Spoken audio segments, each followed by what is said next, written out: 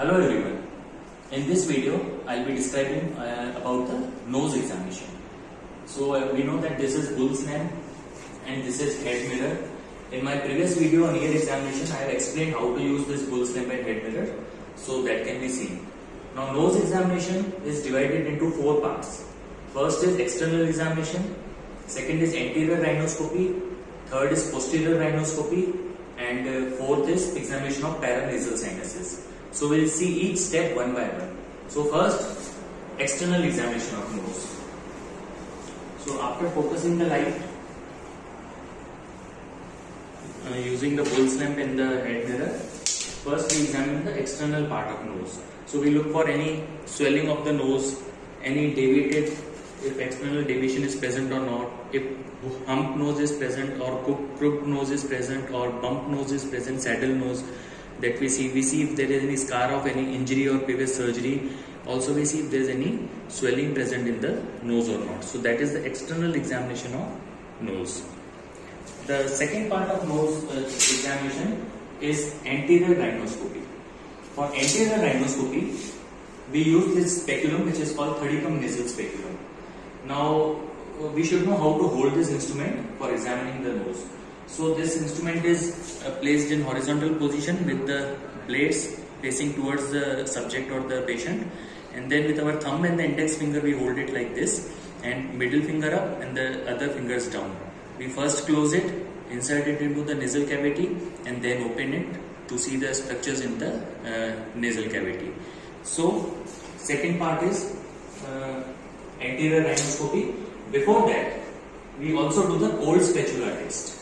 Now cold spatula test, what we do is we sit in a air conditioned room, or if that is not there, then we dip it in the cold water. Then we ask the patient, we keep the tongue spatula or this lax tongue depressor below the nose, and we ask the patient to breathe out.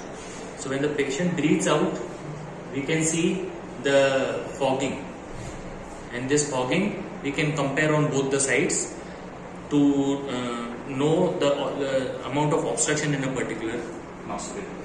So now anterior rhinoscopy. So for anterior rhinoscopy, again we focus the light over this area. Now before using this Thudicum nasal speculum, when we use this speculum, these blades, they will block the vestibule area. Now vestibule is the lowermost part of the nasal cavity which is lined by the skin. So when we want to visualize the vestibule, we can elevate the tip of the nose and see the vestibule, examine the vestibule on both sides, and then we take this Thudicum speculum and we do the rhinoscopy. So it is inserted in the closed position. After insertion in the nose, it is opened, and the structures in the nose are visualized on both sides like this. So on anterior rhinoscopy, we see the nasal cavity, we see the turbinates. Generally superior turbinate is not seen, inferior and middle turbinates are seen. We see the nasal septum, we see the nasal mucosa. So if there is any pathology present in the nasal cavity like a polyp or a mass, that can be visualized on anterior rhinoscopic examination. Now the third part of nose examination is posterior rhinoscopic examination. So anterior structures we have seen, now we want to see the posterior structures. So for that we use this St. Clair Thompson posterior rhinoscopic mirror along with the tongue depressor. So both these instruments are used simultaneously. Now when we use this mirror, we want that there should be no fogging of this mirror. So there are various methods to prevent the fogging of the mirror. The first method is by heating the mirror. So on a spirit lamp, the mirror side is heated first, and then from the back of this mirror, at our hand we can check the temperature, and then we can insert to do the scoping. Another method of preventing fogging is by using Savlon solution. So this mirror is dipped in the Savlon solution, it also prevents fogging.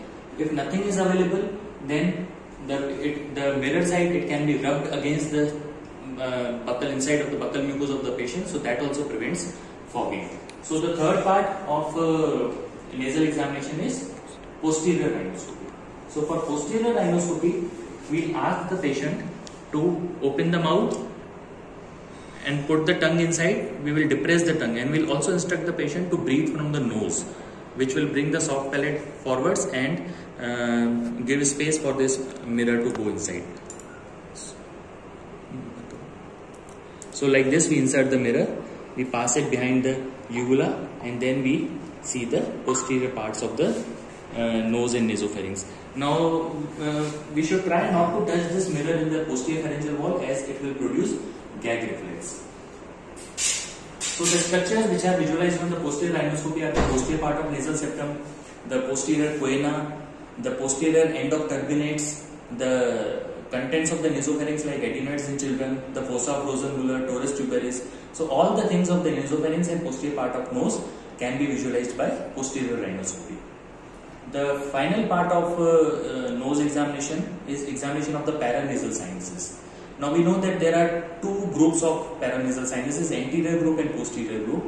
Anterior group consists of maxillary sinus, frontal sinus and anterior ethmoid sinus, and the posterior group consists of posterior ethmoid and sphenoid. So posterior group of sinuses cannot be palpated because they are located posteriorly. Only anterior group of sinuses can be palpated. So again, for examination of the paranasal sinuses, first we will inspect the corresponding regions. Like this is the region for maxillary sinus, this is the region for anterior ethmoid, and this is the region for frontal sinus. So first of all, we will inspect to look for any swelling or redness if it is present. Then in palpation, to palpate the maxillary sinus, it is palpated just above the canine teeth at the canine fossa in the anterior of maxilla, like this, because this is the here the canine, in the canine fossa the maxillary anterior wall is very thin, so it can be easily palpated. So maxillary sinus is palpated at this place for any tenderness. Anterior ethmoids are palpated laterally at the root of the nose, like this, and to palpate the frontal sinuses, they are palpated in the floor of the sinus, like this. So this is for maxillary sinus, this is for ethmoids, and this is for frontal sinus palpation. The sphenoid and the posterior ethmoid we cannot palpate because they are located posteriorly. So this is all about examination of nose. First is external examination of nose. Second is anterior rhinoscopy using thirticum nasal speculum. Third is posterior rhinoscopy using the posterior rhinoscopic mirror with tongue depressor. And finally examination of paranasal sinuses. Thank you.